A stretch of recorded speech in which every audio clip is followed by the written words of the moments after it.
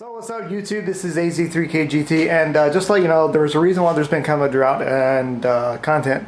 It's because the GT kind of broke down on me at work. It was doing fine, drove it up there, and just like go to turn around, the thing just shut off and then now it won't run. So it's kind of stuck at work, and it has a P0300 misfire. It's called random misfire. I already checked the engine if it's in time.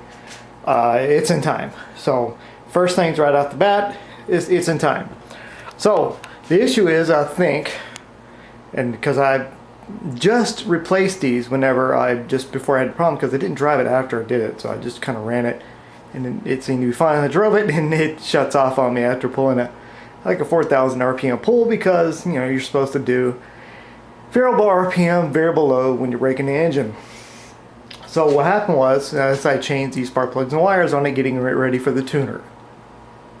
I got some NGKR iridium plugs, and I thought that was going to be cool. But I didn't gap them because you're not supposed to gap iridium plugs. And then I sheeped out on the spark plug wires, bad me. Well, the damn car has misfire. When it was fine all the way up to the point where I hit like 4,000 RPMs. Go out back down, we go to turn in, the fucking engine shuts off. So I'm like thinking it's spark plugs and the wires. I started hitting 4,000 RPMs and got a little rich, like 13 AFR, and it started having issues. So I think that's on me. But I do have some new parts. They just came in today. I'm going to be trying to change those out tomorrow. And next week I have to take my Volvo to go get the timing belt, since I'm not really familiar working on it, so I'm going to have them guys do it.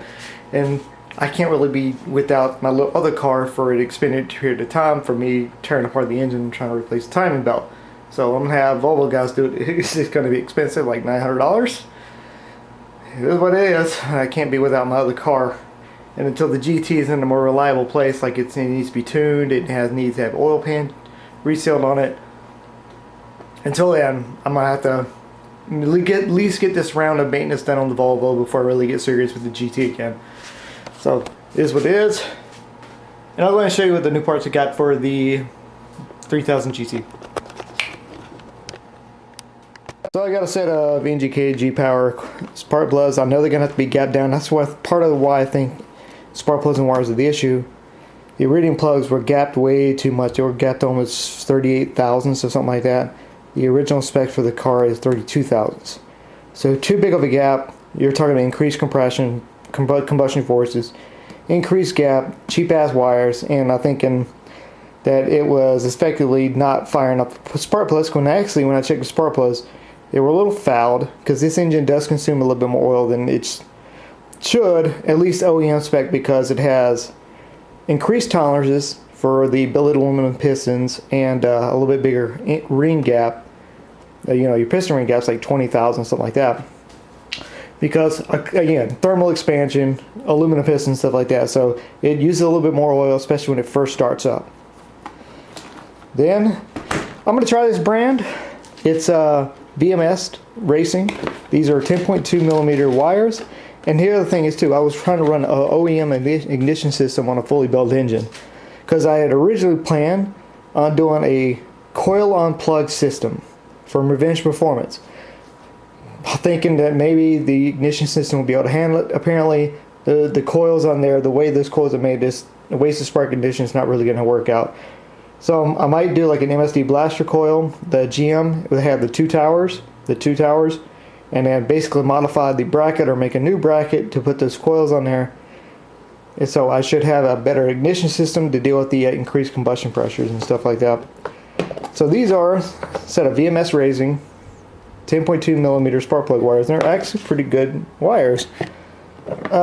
Maybe not MSD wires, but honestly, from the looks of it, they're not going to be bad. Oh, and they give you a little sticker. Who doesn't like stickers when they go in the car? Sometimes you get more excited for the sticker than you do the actual product. Right here, another sticker to go in the back window. So I can't wait to get these put on the car tomorrow. And then next week I got to go get the timing belt done on the Volvo, so I'm going to try to drive it rather sparingly, because it is due for a timing belt, which means timing belt is most likely living on borrowed time. So yeah, again, I don't want to drive the Volvo too much. I know it's my daily driver at the moment, but It's 112,000 miles, and I don't know the last time when the timing belt was done. So you should be able to figure out why I want to drive it sparingly. That's why I'm not doing road trips. Because I don't know when that timing belt was replaced, and the last thing you want to do, and I've been driving that car real easy, like, I don't think I've actually went over 1,500, maybe 2,000 or 3,000 RPMs, but when you're actually getting cruising mode, it's like 1,500 RPMs, and I don't go above that. So really trying to be easy on the car, because I was getting stretched kind of thin with the 3000 GT costing me so much money to get done. So, you know, forgive me for that. I was trying to have only one car down at a time, which looks like I've kind of ran out of time to do that. So now I have to get the timing belt changed in the Volvo, and now. It's basically reserved for next week to get it done. Hopefully Thursday I'll have the GT finished.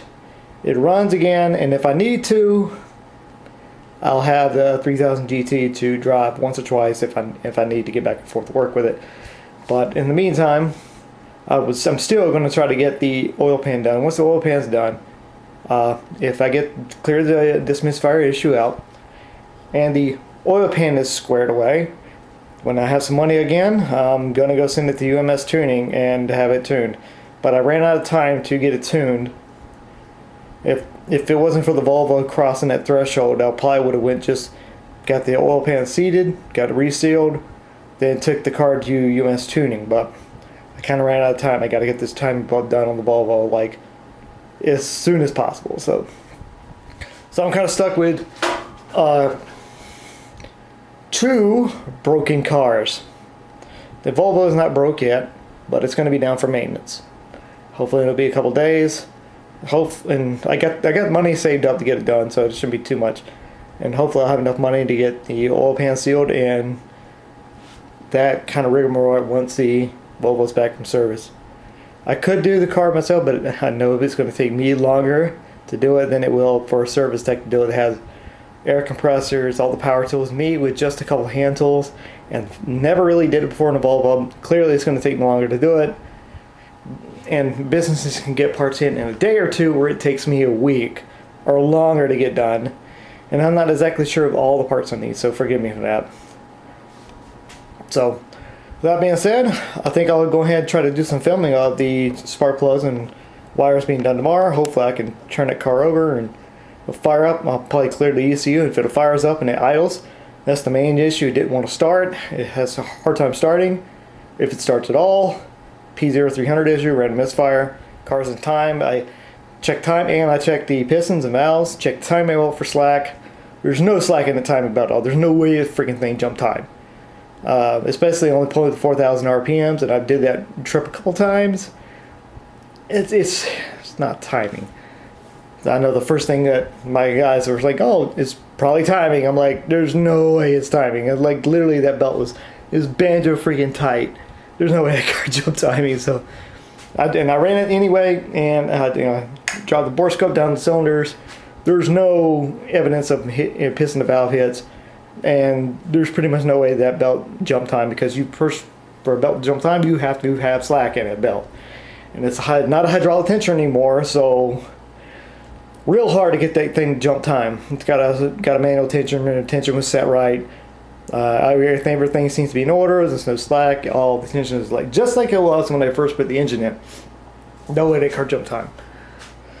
But the thing that did change, because I was having absolutely no issue with the freaking misfire, was the spark plugs and wires. I changed spark plugs and wires. First time I drive the car, I have a random misfire issue. And I'm pretty sure it's a combination of cheap wires plus too much gap on the plugs. Plus increased combustion pressures, which are throwing it out of OEM spec, normal for a build. And I'm blowing out sparks on the spark plugs. And aging coils. It actually reused the OEM coils, because I had planned on using a coil unplug system eventually. So it's mostly my fault for not upgrading the entire ignition system at the time that I did the build. So it's on me. So I'm going to get that squared away. I'm actually upgrading the ignition system as I go along. I still might do the coil unplug. I'm at least going to do an MSD blaster coil setup. The 2 tower. It's basically the MSD 8224 ignition coils. So that's all I can do for right now, and try to get it back running again. If it cranks up and idles, we're good, because it usually idled pretty fine as it was. I never had an issue with the car idling or running or anything like that. And like I said, like jump time, it didn't jump time before. What it did was the cam gears went all the way advanced. I checked everything on the engine. Everything seemed to be fine. I even got like a borescope that has a sighting on camera, so I could check the valves. So I didn't need to disassemble the engine to check my heads and stuff like that. There was no bending of the valves, no impacts on the piston. So it's like, fuck it, I just put it back in time. I just reset that gear back to where it was. Make sure it's tightened down, because 6 foot-pounds was not enough for those gears. The Series X says recommend only 6 foot-pounds on those bolts, and they slipped a lot. So they then went full advance, and like, no, we're gonna put it at 15 foot-pound, which is the normal for almost every other single cam gear. So if anybody has those 3SS cam gears, don't trust that 6 foot. I mean, I learned the hard way. That 6 foot is not enough. 6 foot is hand tight. And I was like, well, maybe they know more than I do. They're the people who design these gears. I'm just the guy who's using them, and it's honestly my first time using them, so no experience with the gears. And if they slip, I've heard other people slipping them, but they're like, oh, they won't slip as long as you put the correct torque on them. Well, I put the correct torque on them, and I have it on video that I fucking torqued them. And guess what? They slipped. So put them at 15 foot-pounds, which is normal for all of them. That's what I have it at right now. I've driven it several times. Those gears have not slipped, so 15 foot-pounds seems to be where they need to be at.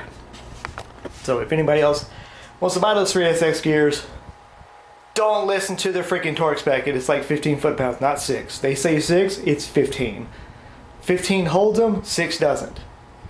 And that could be dangerous for your engine if you actually believe that. So with that being said, this is AZ3K GT signing out. Oh yeah, I bought me a new camera mount for the car. I got the roll bar in. I decided, hey, you know what? I had so much issues with my window mounted like GoPro camera thing. Every single time I'd put it up, would go to record videos and it would just fall off. Then I would do the head mount, and that's why I didn't do any pull videos so far, because I actually have footage recorded for those pull videos with a helmet with like a head mount for a GoPro camera. It's right here. The issue is, all you can see is the roof. It's like the video is pointless.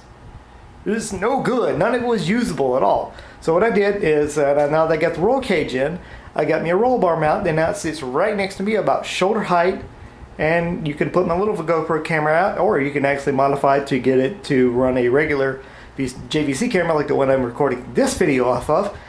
And I should be able to produce more videos of pulls and stuff like that, and it should be better for you guys. So with that being said, this is AZ3K GT signing out. Sorry for the lack of updates, but things are not going my way, and I'm trying to solve them as I go along. It's between money, car problems, and other stuff. It is what it is. There's not much I can do about it. I'm doing everything I can. So with that being said, peace guys. I'll talk to you guys. I'll see you guys later. Bye.